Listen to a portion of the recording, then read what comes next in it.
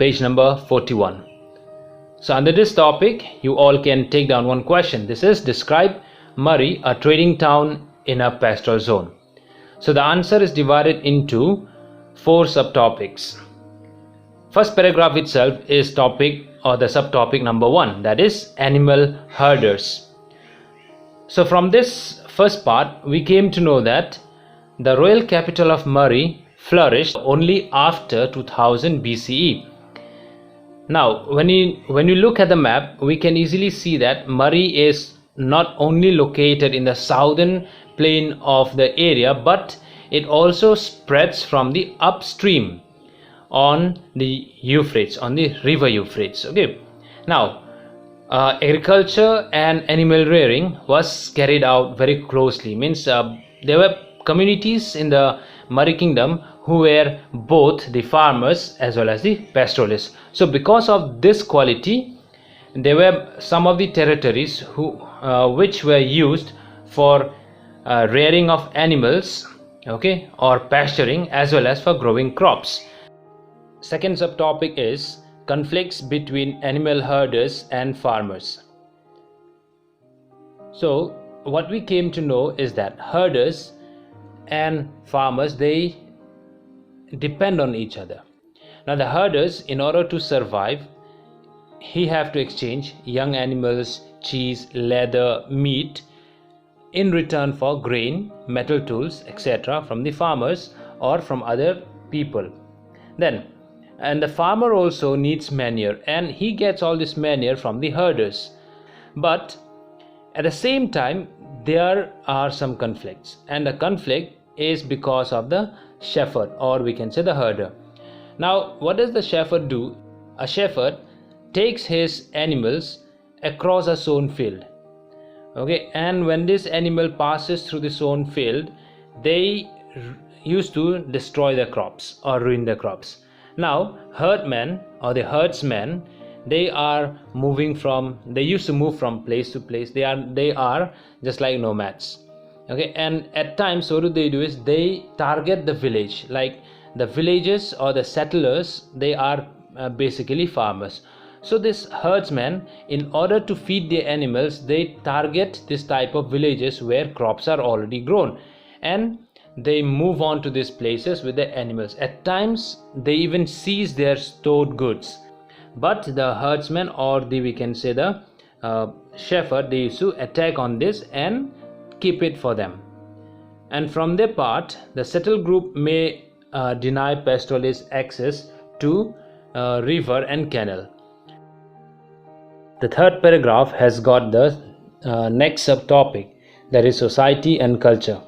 Now through Mesopotamian history, we came to know that the nomadic communities of the Mesopotamian history, they basically look for or search for the agricultural areas which are very prosperous. Now many people as shepherds, they used to come to these areas with their animals, and they occupy or they take up the areas, or they attack the areas where crops are grown during the summer.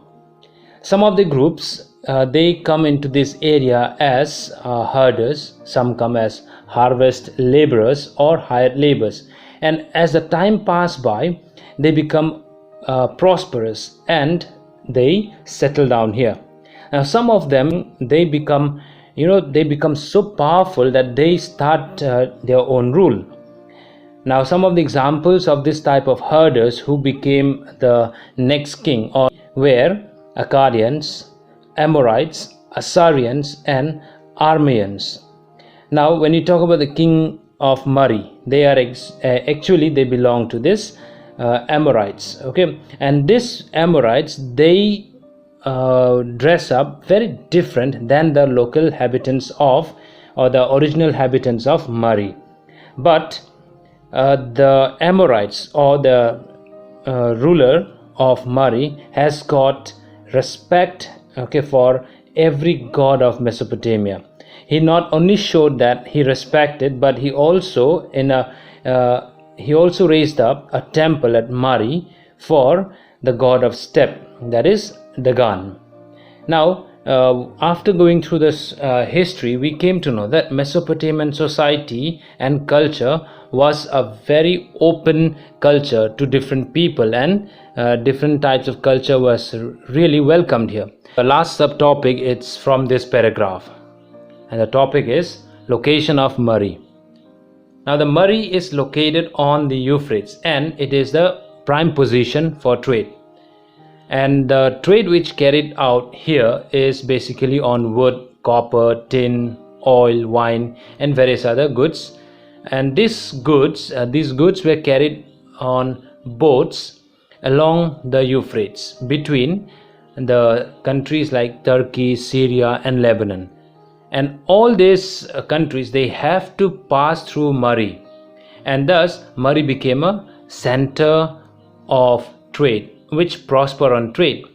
Now any boat carrying grinding stone, wood, wine, oil jars, etc. have to stop at Murray, and the officers of this town would climb up the boats. They will inspect the boats or cargo, and they charge some kind of tax on it, almost 1/10 the value of the goods that is being carried out or carried downstream. Now most important of all was the tablets that referred to copper from Alasia. Now the island of Cyprus, known for its copper and tin, was also an important item for trade.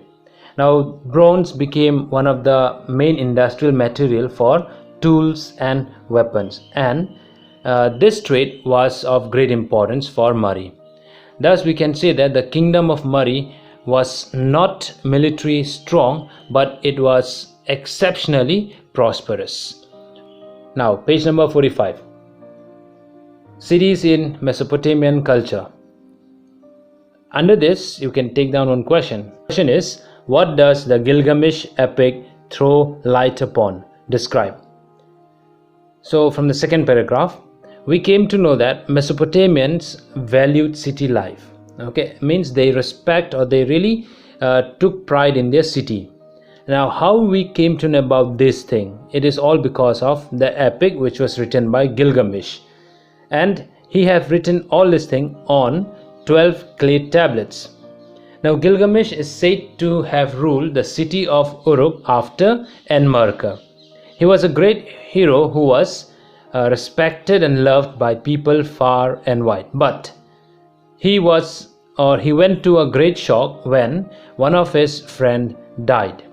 As he died, he then set out to find out the secret of immortality, how a person will live longer. So he wanted to know that. So in search of this secret, he crossed waters that surrounded the world, but his heroic attempt failed.